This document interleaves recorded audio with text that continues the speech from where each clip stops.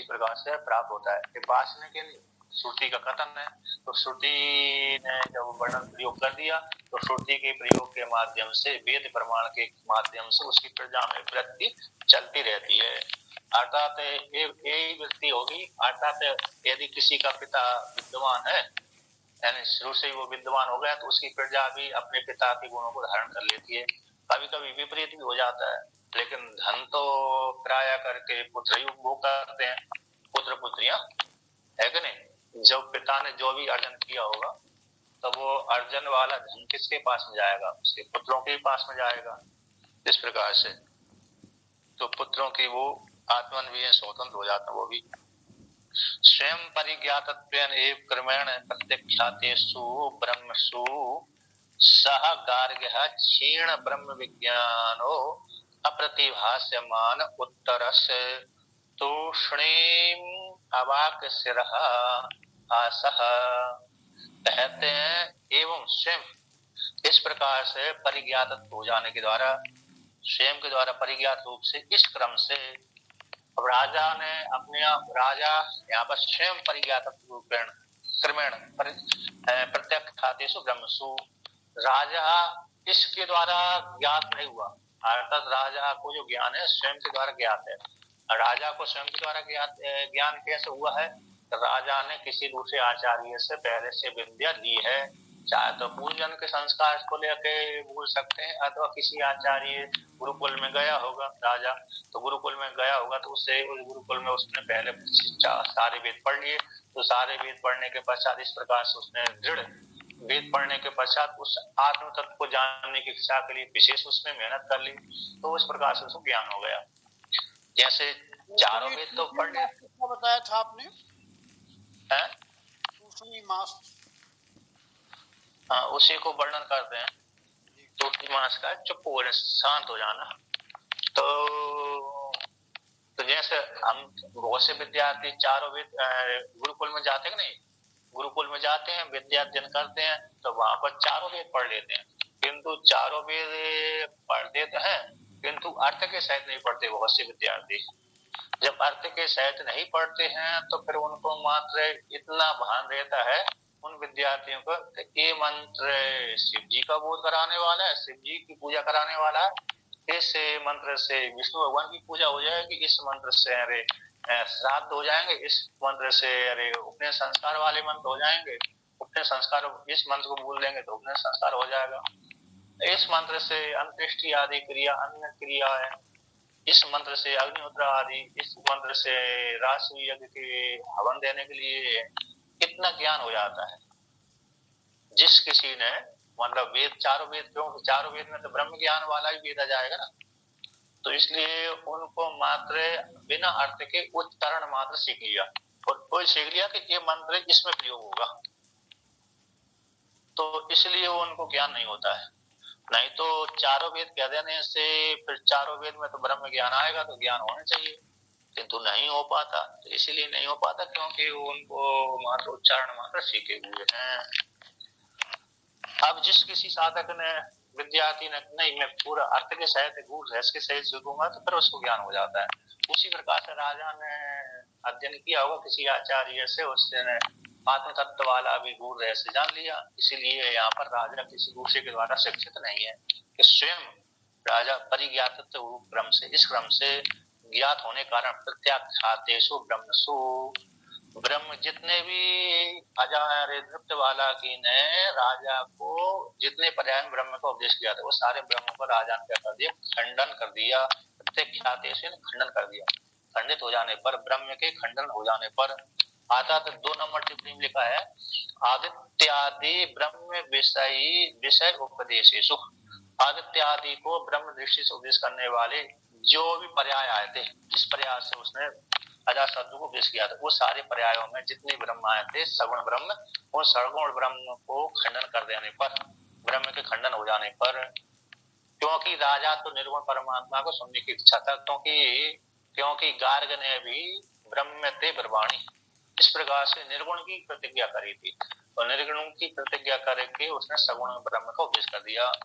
तो ब्रह्म के खंडन हो जाने पर सब गार्गे क्षीण विज्ञान, क्षीण ब्रह्म ज्ञान, ब्रह्म गार्ग्यंश हो गया, क्षीण ब्रह्म विज्ञान वाला हो गया। अर्थात उसने जितना भी अध्ययन किया था, जितना भी अध्ययन करने के पश्चात दूसरे को उपदेश करने चला गया था, तो फिर कहते हैं अब उतना तो राजा पहले से उससे ज्यादा दुगना राजा जानता था, पूरा जानता था राजा। तो उसके सारे ब्रह्म पर्याय वाले जो ब्रह्म के खंडन हो जाने पर फिर वह गार्ग कैसे हो गया, अप्रतिभासमान। आता उसको और फिर प्रतिभा की प्राप्ति नहीं हुई, आता उसको कोई उत्तर सूझा ही नहीं। उसकी जो बुद्धि थी वो अब उतनी सीमित तक रही, क्योंकि उसने इतना ही पढ़ा था, अध्ययन किया था, जाना था, इतना ही तक विचार किया था, इसलिए आगे और प्रतिभा उसकी हुई नहीं। तो प्रतिभा न पढ़ने के कारण तो अप्रतिभास से मान उत्तर वाला हो गया। तो उस उत्तर को उसको भाषित ही नहीं हुआ कि और भी कुछ बताऊं, जितना पढ़ा था उसने सारा बता दिया। जब देखा कि राजा ने मेरे सारे पर्याय के वाले ब्रह्म को खंडन कर दिया, तो तूष्णीम अवाक सरा, तूष्णीम आशा का हो गया तूष्णीम, तूष्णीम अवाक, सिरा वाला हो गया था। आशा ने नीचे गीच कर लिया, उसने सर कर लिया, तो राजा तो मेरे से ज्यादा जानता है, ये शांत हो गया। इस प्रकार से अब इस प्रकार से बोध करा देने के पश्चात अब पुनः राजा कहते जब शांत हो गया, उसने कोई आगे उत्तर नहीं दिया। अगले पर्यायों में रे श्रुति रूपे दृप्त वाला की ने आगे जब उत्तर नहीं दिया, तो आधे घंटा हो गया होगा बैठे बैठे, है ना, एक मुहूर्त तो हो गया होगा। एक दो मुहूर्त हो जाने के पश्चात जब देखा कि उत्तर नहीं दे रहा, तो राजा ने प्रश्न कर दिया, राजा रूप श्रुति ने प्रश्न कर दिया, क्योंकि यहाँ पर श्रुति ही संवाद वाली है। घटना भी घट जाती है कभी कभी इसी प्रकार से, दोनों प्रकार से हो सकती है। तो यहाँ पर श्रुति रूप राजा बोलते हैं, साहोवाच अजाशत्रुर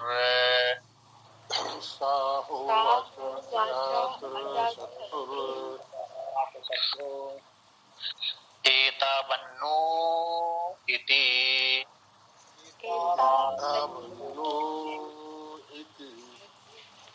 एतावदहि इति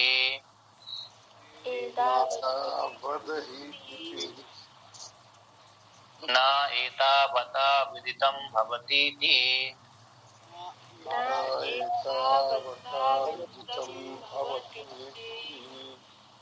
स होवाच गार्ग्य उपेत्वा यानीति।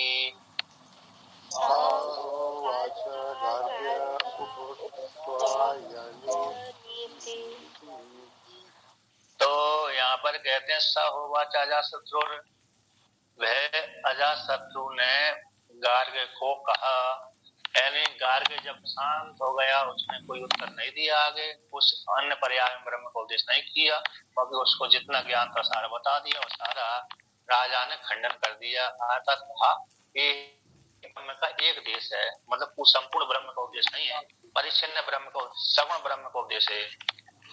तो कहते हैं आगे पुनः जब शांत हुए देख करके राजा कहता है एतवन्नो इति, क्या तुम इतना ही जानते हो अथवा और इससे आगे भी जानते हो क्या?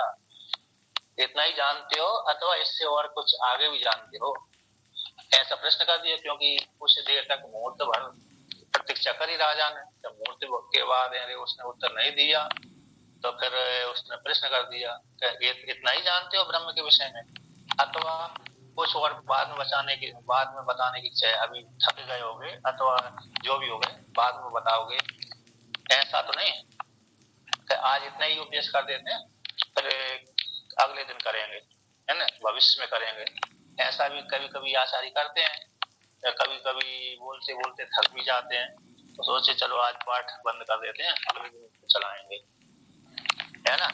अथवा कुछ मन में विशेष कोई दूसरी कामना आ गई, अथवा कहीं जाना पड़ा, तो इसलिए आचार्य कह रहे हैं अगले दिन चलाएंगे, आगे के दिन में अभी कहीं घूमने चलते हैं।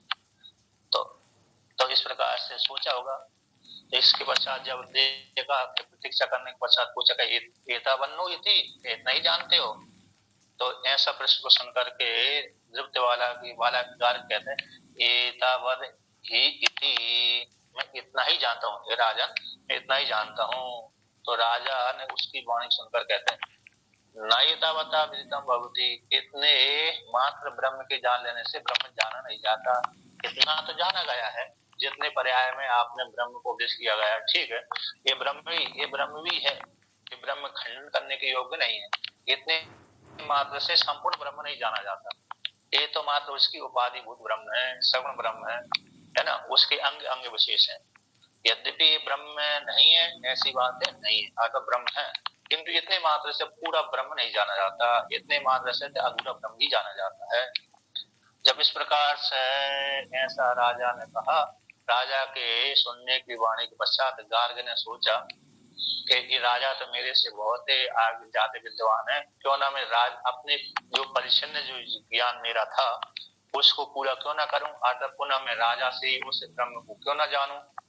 क्योंकि गार्ग जानता है कि बिना पूछे नहीं उपदेश करना चाहिए, जब तक अधिकारी नहीं बनता, जब तक शिष्य भाव को नहीं प्राप्त होता, तब तक उत्तर नहीं देना चाहिए, अन्य ब्रह्म विद्या को उपदेश नहीं करना चाहिए, विद्या को उपदेश नहीं करना चाहिए।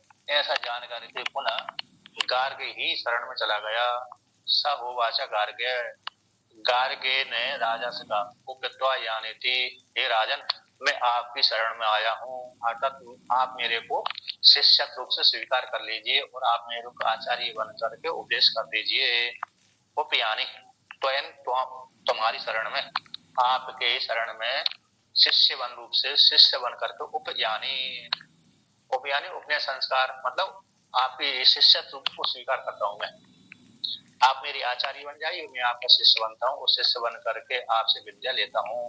जो आप ब्रह्म विद्या जानते हो, मैं तो इतना ही जानता था, जितना मैंने बताया उतना तो आपने खंडन कर दिया, इससे आगे आप जानते हैं, इसलिए उस आगे की विद्या को आप मेरे लिए उपदेश करिए, मैं आपका शिष्य हूँ। इस प्रकार से श्रद्धालु था गार्ग। यद्यपि यहाँ पर एक गार्ग यदि थोड़ा अहंकारी होता ज्यादा तो कहते हैं जिस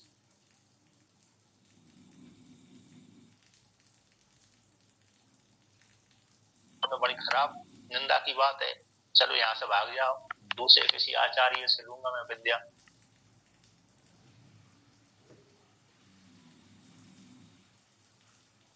मन में नहीं पैदा हुआ ये बात, उसने कहा राजा विद्वान है, इसलिए विद्वान श्रद्धालु भी अच्छा है, पुनः इसी से अपन विद्या पूरी ले लेते हैं।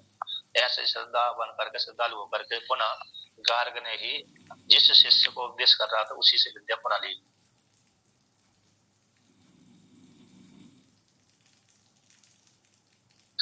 तम तथा भूतम अलक्ष्य गार्ग, जब गार्ग ने कोई उत्तर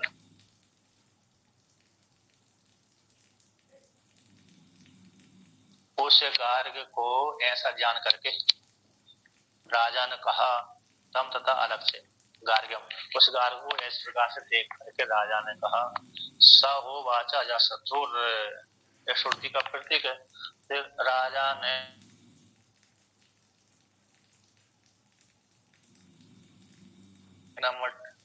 अच्छा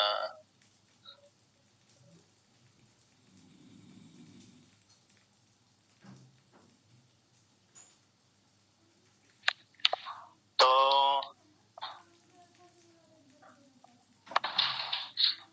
यहाँ पर कदाचित मुख्य ब्रह्म, कदाचित मुख्यम ब्रह्म अपि मार्गेण ज्ञातम भविदिति, कदाचित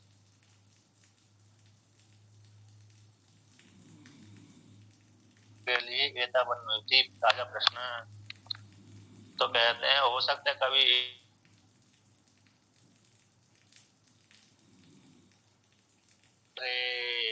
उसी हो सकता है कुछ बाद में बोले, है ना, प्रश्न करने पर कोई मार्ग होगा जिस मार्ग के द्वारा मुख्य ब्रह्म जान लिया जाएगा, तो अथवा हो सकते कुछ बाद में बोलेगा वाला की, हो सकते अभी चुप रहेगा, कुछ बात बोलेगा, तो उसने राजा पुनः अपनी शंका को निवृत्ति करने के लिए राजा ने पूछ दिया, क्या तुम इतना ही जानते हो अथवा और भी कुछ जानते हो।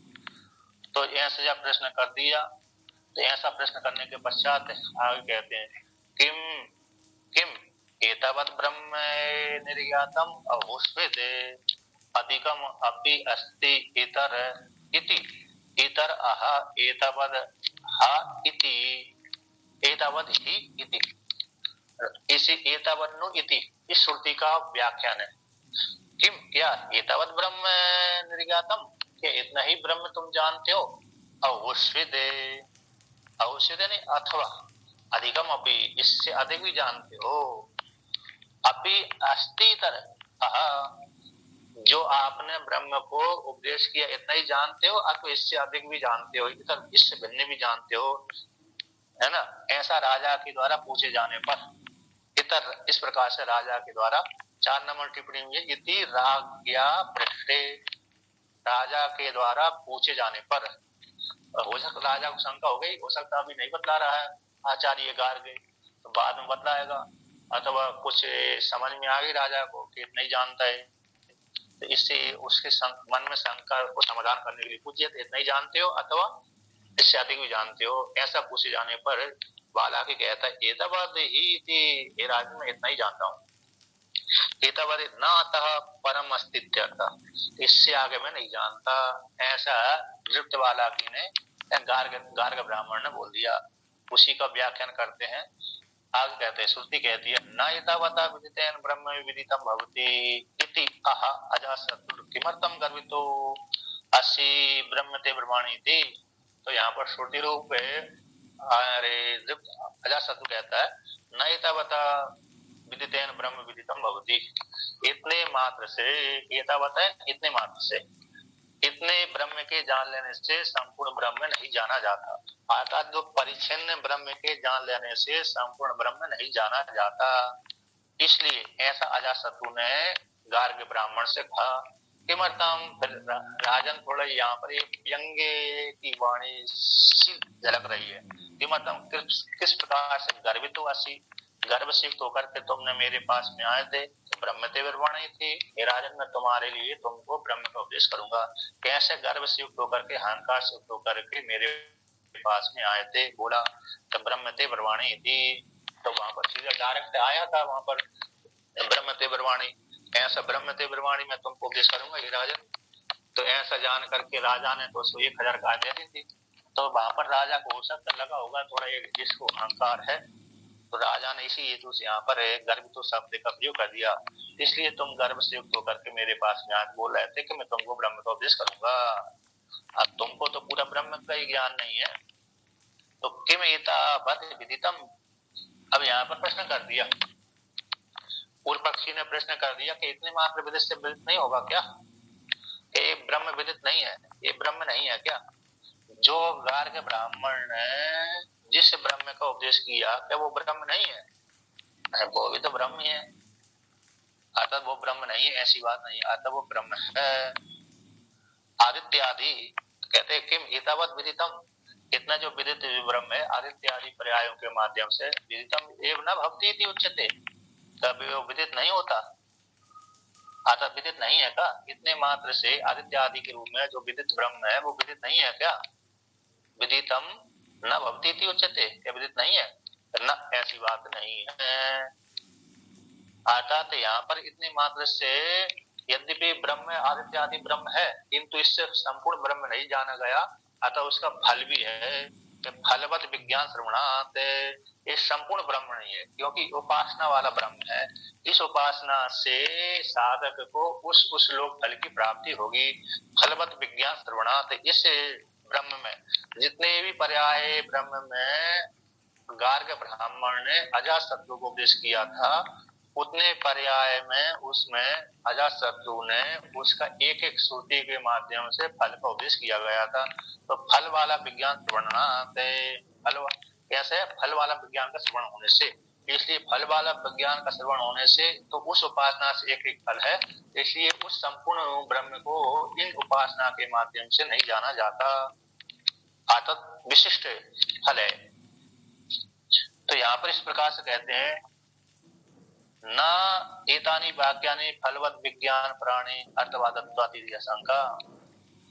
अब यहाँ पर कहते हैं अर्थवाद मान लिया जाए, अर्थ जैसे अर्थवाद है ना, अरे वज्र अस्त्र पुरंदरा, पूर्व पक्षी कहता भाई इन जो वाक्य है आदित्य आदि ब्रह्म को बोध कराने वाले जो वाक्य हैं, तो आदित्य आदि ब्रह्म को बोध कराने वाले जो वाक्य हैं उन वाक्यों को अर्थवाद वाक्य मान करके सिद्ध वस्तु का बोध हो जाएगा, अर्थात ब्रह्म का बोध हो जाएगा।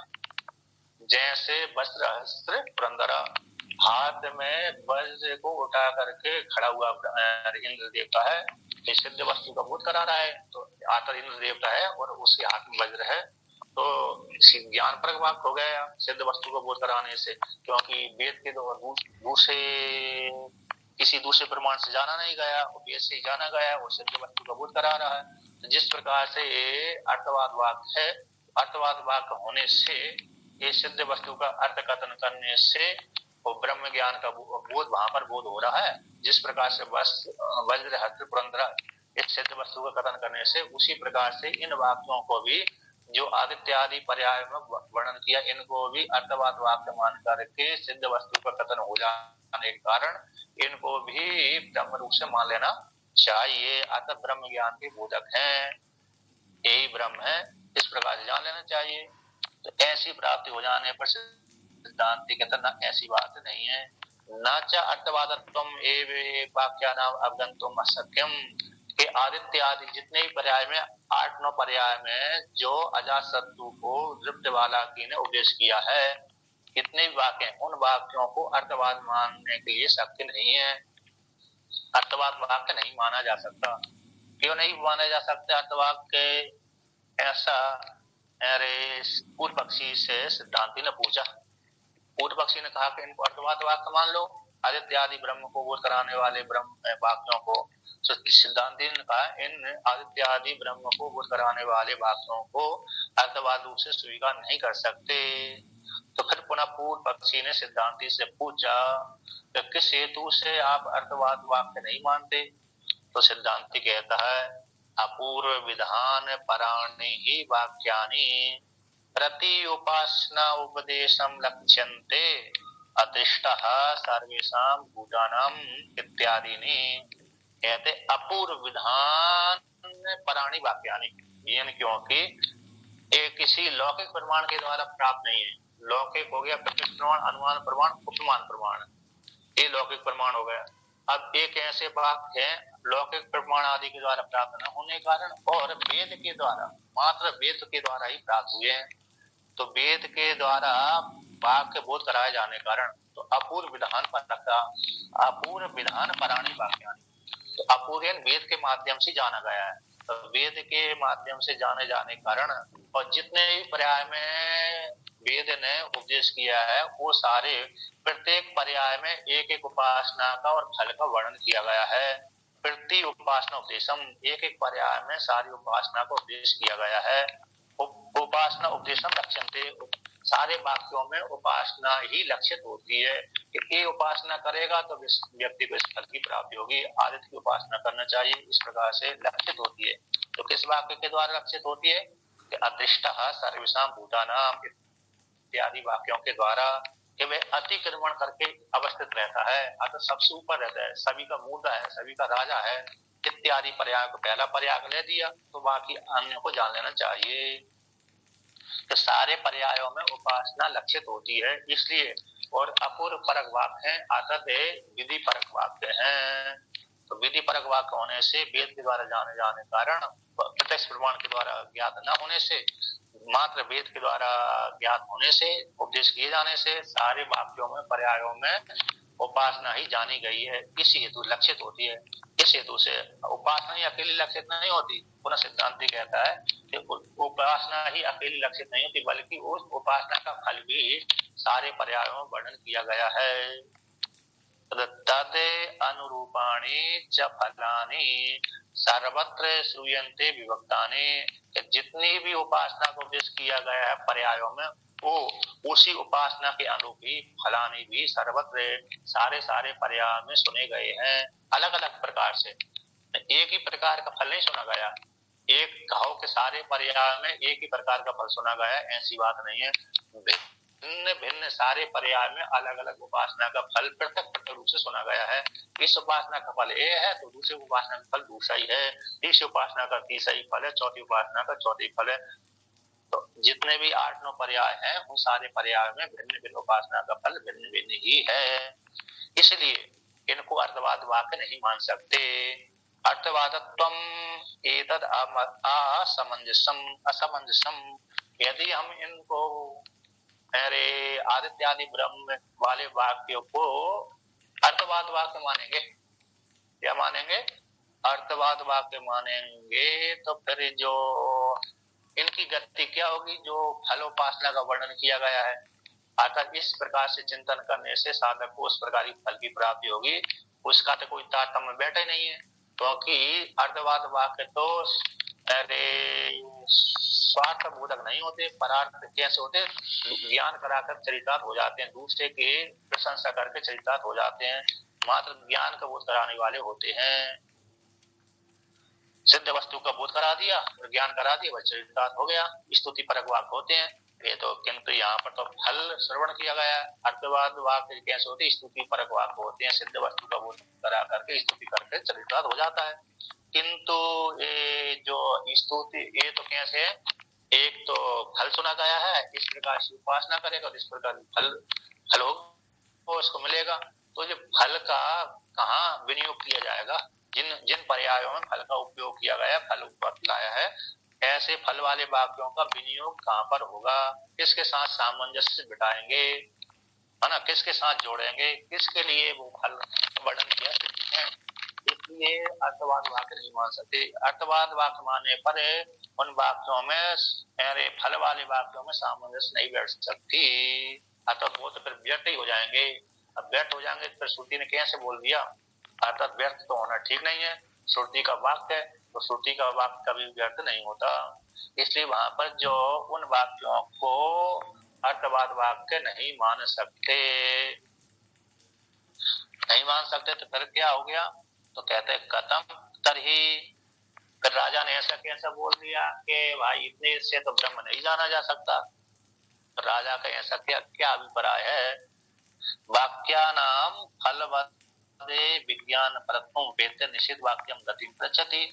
राजा ने ऐसा क्यों बोल दिया? न एतावता विज्ञात न एतावतः विज्ञातेन ब्रह्म विदितम भवति। राजा ने इतने मात्र जान लेने से ब्रह्म नहीं जाना जाता, ऐसा निषेध क्यों किया?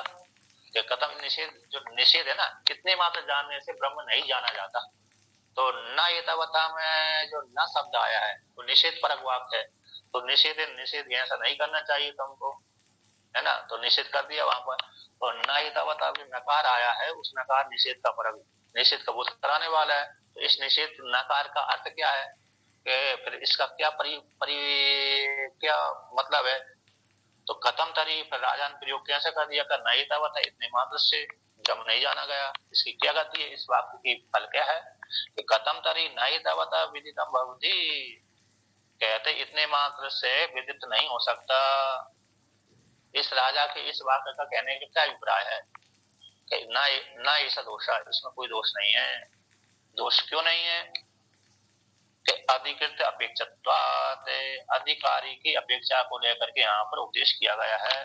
अधिकारियों के लिए तो उपासना अधिक ठीक है, किंतु मैं तो उत्तम अधिकारी हूँ। मैं तो कैसा हूँ? मुख्य ब्रह्म को जानने की इच्छा हूँ, मैं सगुण ब्रह्म को जानने की इच्छा वाला हूँ ही नहीं। अतः क्योंकि मैं सगुण ब्रह्म को तो पहले से ही जानता हूँ। और आपने अभी मेरे को क्या बोला था? ब्रह्मते ब्रह्माणी, सीधी इस शब्द में मैं तुम्हारे लिए ब्रह्म का उपदेश करूंगा। तो राजा ने सीधा सीधा दृष्टि वहीं बिठाई। कहाँ पर दृष्टि बिठाई राजा ने? कि सीधा सीधा ये मुख्य ब्रह्म को उपदेश करेगा, निर्गुण निराकार परमात्मा का उपदेश करेगा, सगुण को उपदेश नहीं करेगा। तो राजा भी निर्गुण निराकार परमात्मा को सुनने की इच्छुक से वहां पर उस दृप्त वाला के सामने बैठा हुआ था शिष्य बन करके। किंतु दृप्त वाला की ने वहां पर सगुण प्रतिज्ञा निर्गुण की करी और सगुण को उपदेश कर दिया। तो इसलिए वहां राजा ने वहां पर खंडन कर दिया। तो नहीं सा, इसमें इतने मात्र से पूरा ब्रह्म नहीं जाना जाता, इसमें कोई दोष नहीं है। इसलिए अधिकारी की अपेक्षा को लेकर के राजा ने इस प्रकार श्रुति रूप राजा ने ऐसा प्रयोग कर दिया। श्रुति का ही संभव है, घटना भी घट जाती है, दोनों प्रकाश होती है। तो कहते हैं अधिकारी की अपेक्षा को लेकर कहते हैं कि ब्रह्म उपदेशम, ऐसे दोष है तस् के अनर्थक को पर्याय करते हैं ना, इसमें कोई दोष नहीं है। उसी को लेकर कहते हैं अधिकृत अपेक्षात्वात् वेदन प्रतिषेधस्य इति उक्तम स्फुटति। टीकाकार कहते अधिकारी की अपेक्षा को लेकर के वेदन के प्रतिषेध को ही यहाँ पर वर्णन करते हैं, स्पष्ट रूप से वर्णन करते हैं। क्या ब्रह्म उपदेशार्थम ही शुश्रूषवे अजाशत्रुवे अमुक ब्रह्म विद गार्ग्य प्रवृत्तः। कहते ब्रह्म उपदेश के लिए और ब्रह्म के उपदेश के लिए अजात जो गार्ग ब्राह्मण प्रवृत्त हुआ था, मुख्य ब्रह्म को उपदेश करने के लिए प्रवृत्त हुआ गार्ग ब्राह्मण, और सुनने की जो कहते हैं अजातशत्रु भी मुख्य ब्रह्म को सुनने के लिए इच्छुक हुआ था, प्रवृत्त हुआ था। सुश्रवे श्रवण करने की इच्छा से कौन? अजातशत्रु। अजातशत्रु ब्रह्म के उपदेश के श्रवण करने के लिए प्रवृत्त हुआ था। और कैसा जो गार्ग ब्राह्मण है वह भी ब्रह्म को उपदेश करने के लिए प्रवृत्त हुआ था, किंतु गार्ग ब्राह्मण ने अमुक ब्रह्म को उपदेश कर दिया। यद्यपि प्रतिज्ञा करके उसने मुख्य ब्रह्म की प्रतिज्ञा करके गौण ब्रह्म का उपदेश करने के लिए प्रवृत्त हो गया, और राजा यहाँ पर मुख्य ब्रह्म को श्रवण करने की इच्छा से प्रवृत्त हुआ था। इसलिए सयुक्ता, इसलिए राजा का जो वाक्य निषेध करना युक्त ही रहा। युक्ति है कि मुख्य ब्रह्म विदः अजातशत्रुणा अमुख्य ब्रह्म विद गार्गे वक्तुम येन मुख्यम ब्रह्म वक्तुम प्रवृत्तस्य तुम तन्न जानीषीति। के मुख्य ब्रह्म को जानने वाले अजातशत्रु राजा के द्वारा, मुख्य ब्रह्म विदः, तो मुख्य ब्रह्म को जानने वाला कौन हुआ? अजातशत्रुणा, अजातशत्रु राजा के द्वारा। तृतीय एक वचन है, तो ऐसे अजातशत्रु के द्वारा अमुख्य ब्रह्म विद, जो गौण ब्रह्म को जानने वाला गार्ग ब्राह्मण है, ऐसे गार्ग ब्राह्मण के प्रति वक्तुम कहने के लिए राजा का ऐसा निश्चित करना ठीक ही था। क्या यन मुख्यम ब्रह्म वक्तुम, जो तुम मुख्य ब्रह्म को कहने के लिए प्रवृत्त, मुख्य ब्रह्म को कहने के लिए प्रवृत्त हुए थे, और फिर बाद में तुमने मेरे को सगुण ब्रह्म को उपदेश कर दिया। प्रवृत्त तो तुम कैसे थे? मुख्य ब्रह्म को उपदेश करने के लिए थे, क्योंकि ब्रह्म थे ब्रह्माणी। इस वाक्य में सीधा सीधा मुख्य ब्रह्म ही लक्षित होता है। मैं तुमको ब्रह्म को उपदेश करता हूँ, तुमने तो ऐसे प्रतिज्ञा नहीं करी, मैं तुमको सगुण ब्रह्म को उपदेश करता हूँ, हिरण्यगर्भ को उपदेश करता हूँ, अंतर्यामी को उपदेश करता हूँ, विराट का उपदेश करता हूँ, ऐसी प्रतिज्ञा नहीं करी। सीधा सीधा बोल दिया ब्रह्म थे ब्रह्माणी, तो सीधा सीधा निर्गुण परमात्मा की प्रतिज्ञा कर दी।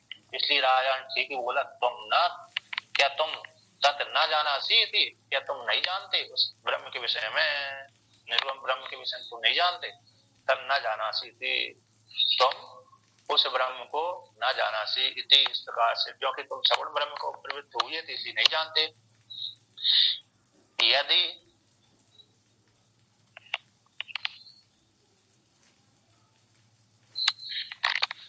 हरिओम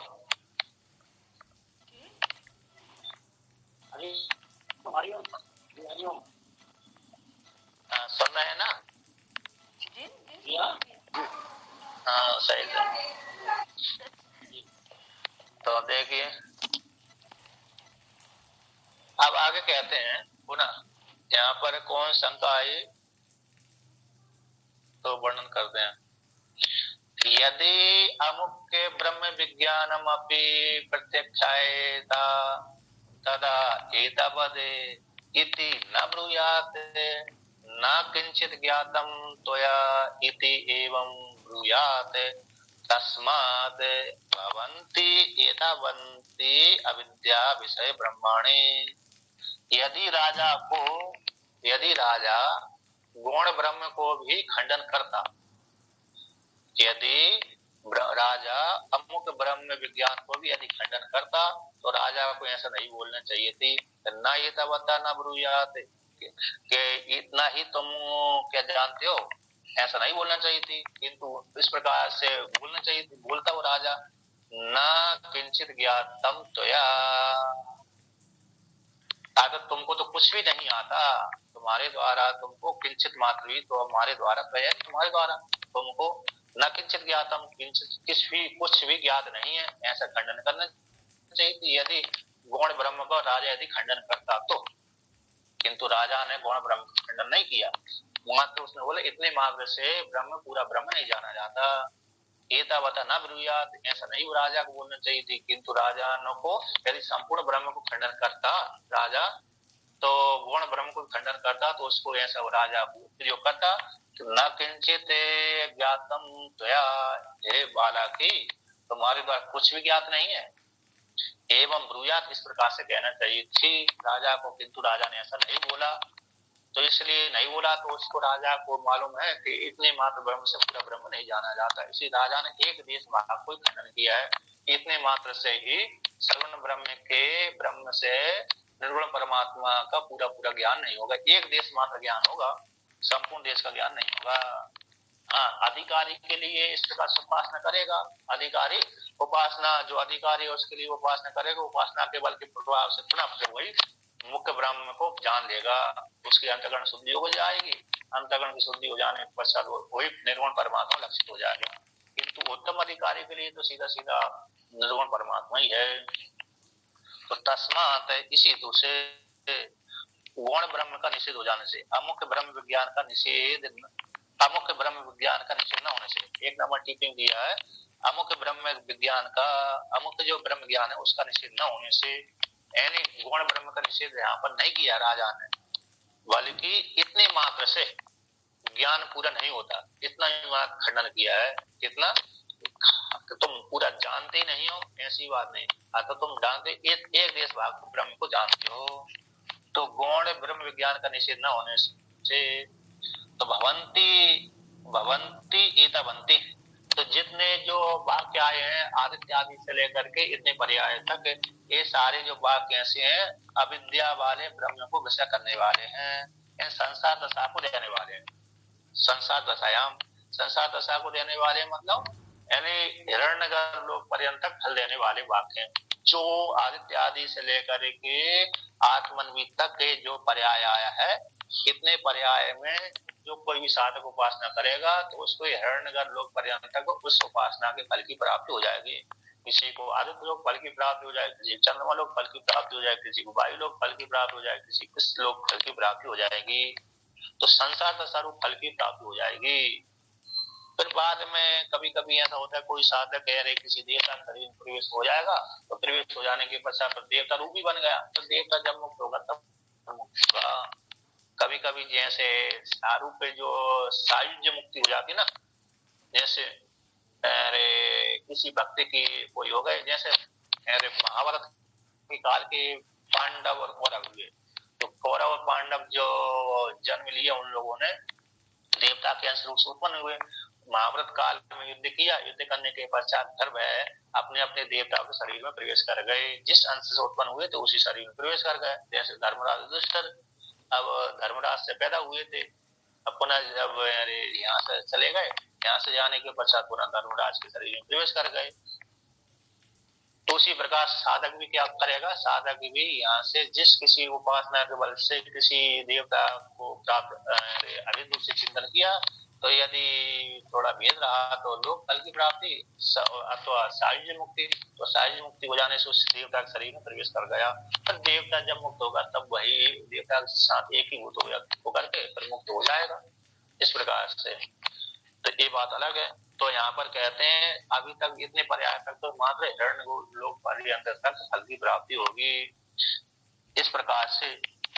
तो कहते हैं जितने भी जो पर्याय वाले वाक्य वे अविद्या वाले ब्रह्म को विषय करने वाले हैं, अविद्या विषय ब्रह्माणी, है ना, अविद्या को विषय करने वाले ब्रह्म को विषय करने वाले वाक्य हैं, संसार दशा रूप फल को देने वाले वाक्य हैं वो। इसलिए इतने मात्र से ही उनको अरे संपूर्ण ब्रह्म भी नहीं जाना जा सकता, संपूर्ण ब्रह्म का ज्ञान नहीं होता। और दूसरा, इन वाक्यों को अर्थवाद वाक्य नहीं मान सकते, इन वाक्यों को अर्थवाद वाक्य नहीं मान सकते। आत्म फल सुना गया है, इन वाक्यों से क्या सुना गया, फल का श्रवण होता है। इसी हेतु से सिर्फ फल का श्रवण होने से अर्थवाद वाक्य भी नहीं है, और पूरा पूरा ज्ञान न होने से ब्रह्म का एक देश से का बोध कराने वाले वाक्य होने से तो सगुण फल की प्राप्ति इनको होगी, निर्गुण फल की प्राप्ति उस साधक को नहीं होगी। एतावद विज्ञान द्वारा पर ब्रह्म विज्ञानस्य युक्तमेव वक्तुम नैतावता विदितम भवति इति। कहते हैं द्वारे मार्ग, द्वार का अर्थ मार्ग, तो यहाँ पर वर्णन किया है किंचा निष्काम व्यक्ति के द्वारा, निष्काम व्यक्ति के द्वारा चेत यदि एतानि उपासना अनुष्ठीयन्ते, यह सकामी व्यक्ति के लिए, सकामी व्यक्ति तो फल के, जैसे हमने शिव जी के मंदिर में अरे जल चढ़ाया, तो जल चढ़ाया तो एक व्यक्ति कामना से युक्त चढ़ाता है, एक व्यक्ति निष्काम रूप से चढ़ाता है, बिना कामना जल चढ़ाता है। तो कामना वाले व्यक्ति का तो वो कामना पूरी हो जाती है, भगवान पूरी कर देते हैं कि हाँ उसको दुख आदि की निवृत्ति हो। किंतु निष्काम व्यक्ति ने कोई कामना की ही नहीं और उसने जल चढ़ाया, तो फिर भगवान उसको ज्ञान प्रदान करते हैं। उसी प्रकार से यहाँ पर निष्काम वाले व्यक्ति के द्वारा आदित्य की उपासना करी, किंतु उसको आदित्य लोग फल की प्राप्ति नहीं चाहिए, तो भाई इस मार्ग से वह उस मार्ग से परमात्मा को प्राप्त करेगा। ये द्वार है परमात्मा की प्राप्ति का। ये साधना कैसी, अरे ब्रह्म लोक है, आदित्य को अभिन्न रूप से चिंतन करेगा, चंद्रमा को अभिन्न रूप से चिंतन करेगा, तो वे इस मार्ग से निर्गुण परमात्मा को प्राप्त होगा। क्रम मुक्ति होगी। कैसी होगी? क्रम मुक्ति के माध्यम से। द्वाराणी है, तो यहाँ पर कहते हैं निष्काम के द्वारा यदि उपासना अनुष्ठान की जाती है तथा उस काल में ऐसा ब्रह्म विज्ञान का, ब्रह्म ज्ञान अर्थवाद मुख्य ब्रह्म विज्ञान का निषेध के बिना निषेध उत्पत्ति कैसे होगी? ब्रह्म विज्ञानार्थ वाले होने से अमुख्य ब्रह्म विज्ञान के गुण ब्रह्म विज्ञान के निषेध के बिना निषेध की उत्पत्ति कैसे होगी? इसको लेकर कहते हैं इन वाक्य ना, जो निष्काम वाला व्यक्ति इन्हीं उपासना का अनुष्ठान करेगा, तो एतेषाम इनका तो ब्रह्म विज्ञान के लिए, उसका तो अनुष्ठान ब्रह्म विज्ञान के लिए है। जो गुण ब्रह्म विज्ञान है उसके निषेध के बिना निषेध उत्पत्ति, तो बिना निषेध के निषेध उत्पन्न हो जाए तो उसको उपवास नहीं करना चाहिए।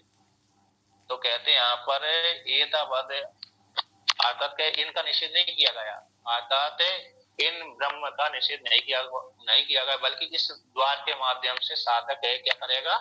उस परमात्मा को प्राप्त कर लेगा।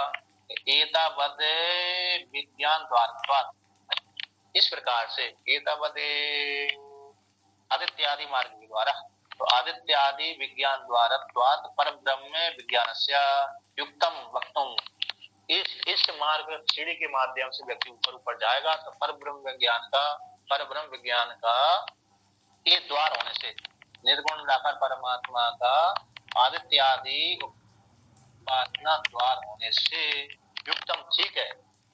कैसे युक्तम है? वक्तुम कहने के लिए ना एतावता विक्तम भवति, इतने मात्र से निर्गुण परमात्मा का बोध नहीं होता। ये मात्र द्वार मात्र आदित्य आदि की उपासना कैसी है? निर्गुण परमात्मा को बोध कराने के लिए एक साधन विशेष है। तो साधन विशेष होने से, मार्ग विशेष होने से, द्वार मात्र वाला होने से, अर्थात इसी द्वार से व्यक्ति जाएगा। जैसे ब्रह्मलोक व्यक्ति जाता है तो सूर्य द्वार से जाता है, सूर्य मार्ग से जाता है। ब्रह्मलोक को जाने वाला साधक किसी चंद्रायण मार्ग से नहीं जाता, बल्कि उत्तरायण मार्ग से जाते हैं। उत्तरायण मार्ग से जाएगा तो आदित्य के होकर के जाते हैं, आदित्य मार्ग से जाते हैं, आदित्य के लोक में से होकर के जाता है। तो आदित्य आदि लोक कैसा होगा? द्वार मार्ग ब्रह्मलोक के प्राप्ति का साधन होता है। उसी प्रकार से पर ब्रह्म परमात्मा के बोध कराने का ये आदित्य आदि उपासना कैसी द्वार है। इसलिए द्वार होने कारण तो एक देश को बोध कराने वाले होने से इसी मार्ग से जाता है। इसी हेतु से राजा ने वर्णन कर दिया कि न एतावता विदितम भवति, इतने मात्र जाने से वह परमात्मा पूरा नहीं जाना जाता। किंतु उस उपासना का कोई फल नहीं है, ऐसी बात नहीं है, फल है। इसलिए इन उपासनाओं से क्या हो जाता है? ना तो ब्रह्म का खंडन किया और ना ही उन वाक्यों को अर्थवाद वाक्य मान सकते हैं। अर्थवाद वाले वाक्य भी नहीं मान सकते, अगर वो उपासना वाले वाक्य हैं। अब आगे वो कहते हैं अविद्या विषय विज्ञेयत्वम नाम रूप कर्मात्मकत्वम च येषां तृतीय अध्याय प्रतिष्ठितम। अविद्या के विषय, अविद्या का जो विषय है ब्रह्मलोक पर्यंत के अविद्या का विषय है। जितना भी कहते हैं मुख्य अमुख्य विभाग के बिना, मुख्य और अमुख्य विभाग के बिना अविद्या के विषय में विज्ञेयत्व, जो विज्ञेयत्व है पहले जानने योग्यता, नाम रूप कर्मात्मकम, नाम रूप कर्मात्मक जो जगत है वो जानने योग्यता वह तृतीय अध्याय में विस्तार पूर्वक वर्णन कर दिया। जो तृतीय अध्याय है अर्थात उपनिषद क्रम से पहला अध्याय, आरण्य क्रम से तृतीय अध्याय, उसमें नाम रूपात्मक जो कर्म है कुछ जानने योग्यता वो अध्याय का विषय था। वहां पर तृतीय अध्याय में उपनिषद क्रम से पहले अध्याय में विस्तार पूर्वक वर्णन कर दिया गया है। जब तक विद्या का मुख्य और गुण का विभाग नहीं करेंगे तब तक वो हमको क्या मालूम पड़ेगा कि यहाँ कितने लोग तक है अरे सगुण ब्रह्म का बोध कराने वाले वाक्य हैं, ये कितने लोग तक वहां पर इसके बाद पर निर्गुण परमात्मा को बोध कराने वाले वाक्य हैं, विभाग के द्वारा जाना जाता है। इसलिए यहाँ तक जो आदित्य आदि फल बताने वाले वाक्य हैं वो मात्र सगुण ब्रह्म को बोध कराने वाले संसार दशा रूप फल को देने वाले हैं, है ना। इस प्रकार से इतने मात्र संसार के दशारूप फल को देने वाले वाक्यों से निर्गुण परमात्मा का पूरा पूरा ज्ञान नहीं होता।